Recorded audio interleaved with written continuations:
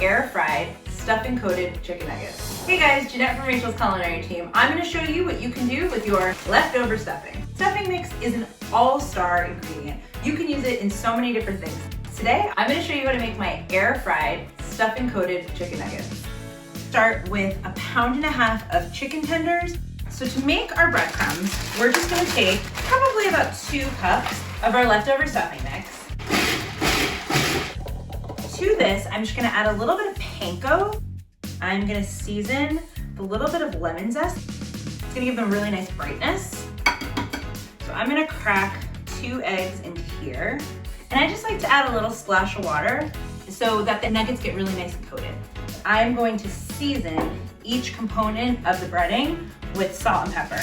You want flavor in every layer of your breading. All right, so it's time to bread our chicken nuggets. So first, I'm gonna season my chopped chicken tenders with a little bit of salt and pepper. And I'm gonna show you how to bread these using wet hand and dry hand techniques. I'm gonna use my left hand to drop a few into the flour mixture.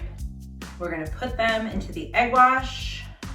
Now I'm gonna use my right hand to do the egg mixture. I'm gonna use that hand to drop them into the breadcrumbs. And I'm gonna pick back up with my left hand and coat them in the breadcrumbs. Now I'm gonna put these into the air frying rack. Then we are going to spray our stuffing coated chicken nuggets with some cooking spray. I'm using some olive oil cooking spray. Spray 1 layer, and then you wanna flip them. You just wanna make sure that you are spraying both sides. Put it on 400, and in they go. It has been, I think, 16 minutes that these guys have been in. Wow, look at how brown and beautiful they got. All those crispy bits. I like to serve these with some honey mustard and Rachael's recipe for no-fail gravy. Those are so good. It really does taste like a Thanksgiving meal, all in one little nugget. Hi, this is Kate from Rachael's culinary team. I don't know about you, but I have like 16 cans of pumpkin puree laying around my house, left over from Thanksgiving, Halloween, Christmas. Today I'm gonna show you how to make a savory and spicy pumpkin enchilada inspired casserole. I'm gonna start by making pumpkin sauce. I'm gonna add ground cinnamon, just regular chili powder. A little bit of water. I'm gonna put it on the stove to heat up. So after I finish slicing up these mushrooms, I'm gonna put them on the stove to brown. I have some diced onion, diced red bell pepper, diced jalapeno. So when that veg starts to soften, I'm gonna add back in my browned mushrooms. And to that I'm gonna add a can of diced green chilies, a can of black beans, and a can of kidney beans. I'm gonna put in some of my homemade taco sauce.